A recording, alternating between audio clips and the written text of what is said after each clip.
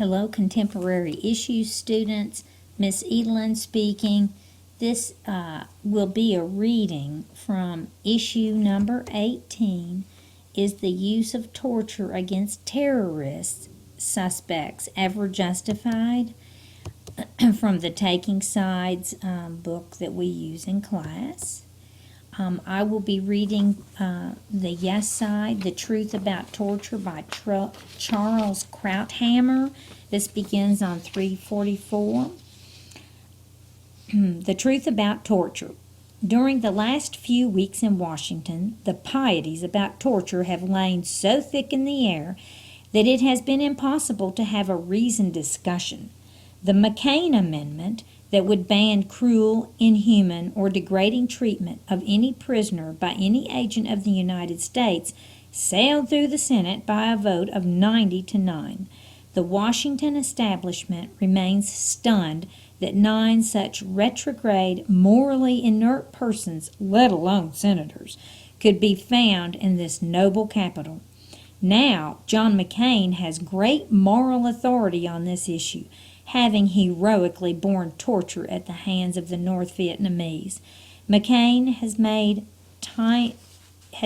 fine arguments in defense of his position, and McCain is acting out of the deep and honorable convictions that what he is proposing is not only right, but is in the best interest of the United States.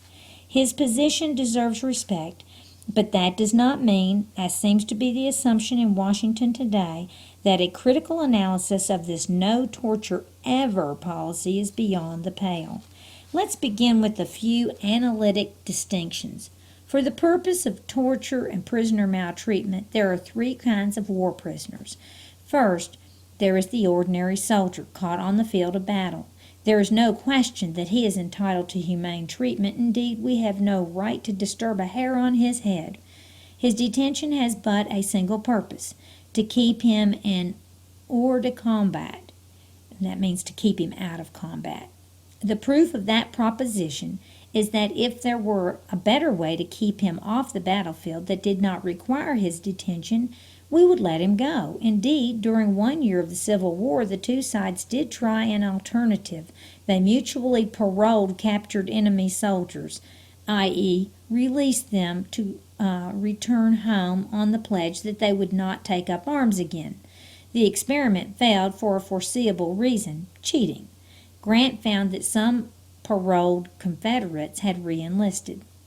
Because the only purpose of detention in these circumstances is to prevent the prisoner from becoming a combatant again, he is entitled to all the protections and dignity of an ordinary domestic prisoner. Indeed, more privileges, because unlike the domestic prisoner, he has committed no crime. He merely had the misfortune to enlist on the other side of a legitimate war. He is therefore entitled to many of the privileges enjoyed by ordinary citizens: the right to send correspondence, to engage in athletic activity and intellectual pursuits, to receive allowances from relatives, except, of course, for the freedom to leave the prison. Second, there is the captured terrorist. A terrorist is by profession, indeed by definition, an unlawful combatant. He lives outside the laws of wars, and because he does not wear a uniform, he hides among civilians, and he deliberately targets innocents. He is entitled to no protection whatsoever.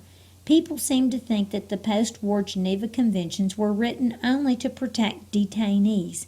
In fact, their deeper purpose was to provide a deterrent to the kind of barbaric treatment of civilians that has become so horribly apparent during the first half of the 20th century, and in particular during the Second World War. The idea was to deter the abuse of civilians by promising combatants who treated non-combatants well that they themselves would be treated according to a code of dignity if captured, and crucially, that they would be denied the protections of that code if they broke the laws of war and abused civilians themselves. Breaking the laws of war and abusing civilians are what, to understate the matter vastly, terrorists do for a living. They are entitled, therefore, to nothing. Anyone who blows up a car bomb in a market deserves to spend the rest of his life roasting on a spit over an open fire. But we don't do that because we do not descend to the level of our enemy. We don't do that because, unlike him, we are civilized. Even though terrorists are entitled to no humane treatment, we give it to them because it is our nature as a moral and humane people. And when on rare occasions we fail to do that, as has occurred in several of the fronts of the war on terror, we are duly disgraced. The norm, however, is how the majority of prisoners at Guantanamo have been treated. We give them 3 meals a day, superior medical care, and provisions to pray 5 times a day. Our scrupulousness extends even to providing them with their own Korans, which is the only reason alleged abuses of the Koran at Guantanamo ever became an issue. That we should have provided those who kill innocents in the name of Islam with precisely the document that inspires their barbarism is a sign of the absurd lengths to which we often go in extending undeserved humanity to terrorist prisoners. Third, there is a terrorist with information. Here the issue of torture gets complicated and the easy pieties don't so easily apply. Let's take the textbook case, Ethics 101. A terrorist has planted a nuclear bomb in New York City. It will go off in 1 hour. 1 million people will die. You capture the terrorist. He knows where it is. He's not talking. Question. If you have the slightest belief that hanging this man by his thumbs will give you the information to save 1 million people, are you permitted to do it? Now, on most issues regarding torture, I confess tentativeness and uncertainty. But on this issue, there can be no uncertainty. Not only is it permissible to hang this miscreant by his thumbs, it is a moral duty. Yes, you say, but that's an extreme and very hypothetical case. Well, not as hypothetical as you think. Sure, the nuclear scale is hypothetical, but in the age of car and suicide bombs, terrorists are often captured who have set a car bomb to go off or sent a suicide bomber out to a coffee shop, and you only have minutes to find out where the attack is to take place. This hypothetical is common enough that the Israelis have a term for precisely that situation, the ticking time bomb problem. And even if the example I gave were entirely hypothetical, the conclusion, yes, in this case, even torture is permissible, is telling because it establishes the principle. Torture is not always impermissible. However rare the case, there are circumstances in which by any rational moral calculus torture not only would be permissible, but would be required to acquire life-saving information. And once you've established the principle, to paraphrase George Bernard Shaw, all that's left to haggle about is the price. In the case of torture, that means that the argument is not whether torture is ever permissible, but when. For example, under what obviously stringent circumstances. How big, how imminent, how preventable the ticking time bomb. That is why the McCain Amendment, which by mandating torture never, refuses even to recognize the legitimacy of any moral calculus, cannot be right. There must be exceptions.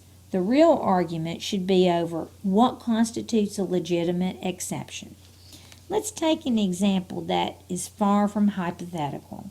You capture Khalid Sheikh Mohammed in Pakistan. He not only has already killed innocents, he is deeply involved in the planning for the present and future killing of innocents.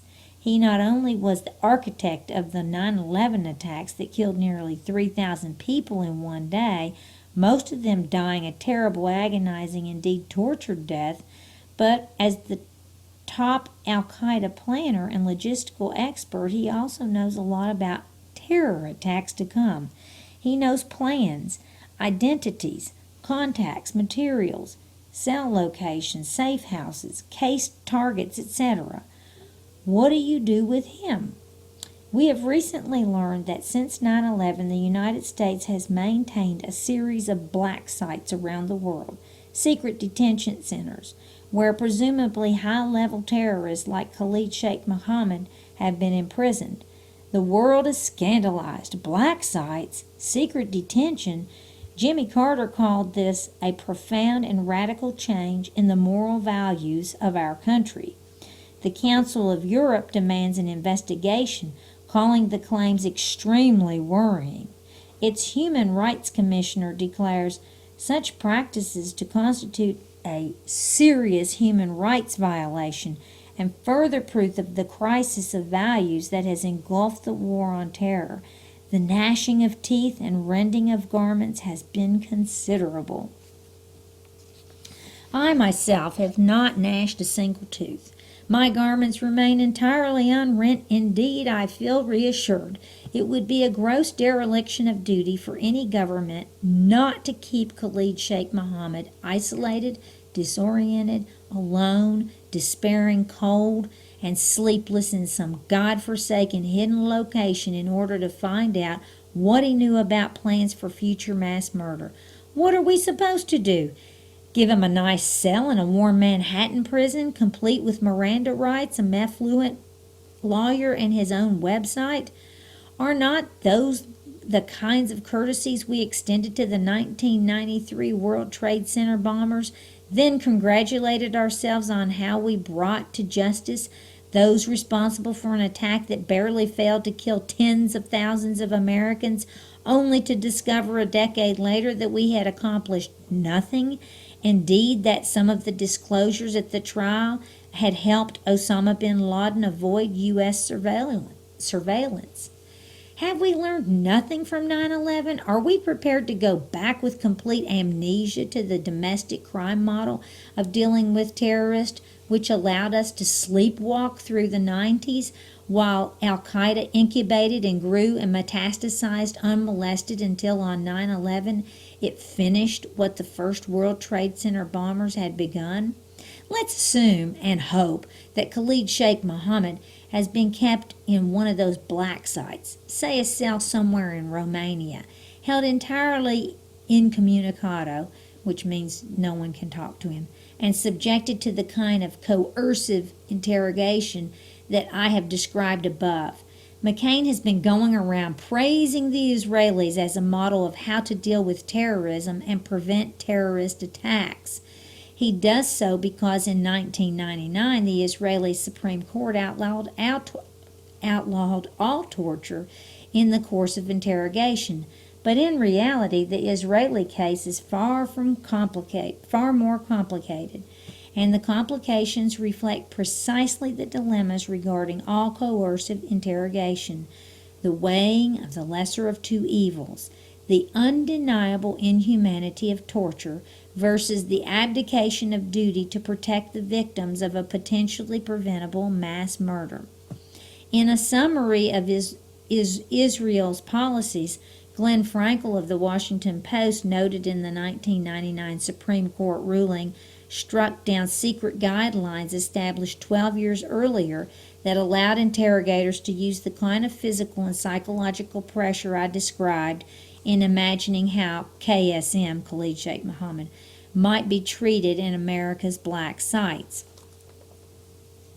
But after the second Palestinian uprising broke out a year later, and especially after a devastating series of suicide bombs of passenger buses, cafes, and other civilian targets, writes Frankel, citing human rights lawyers and detainees, Israel's Internal Security Service, known as the Shin Bet or the Shabak, returned to physical coercion as a standard practice.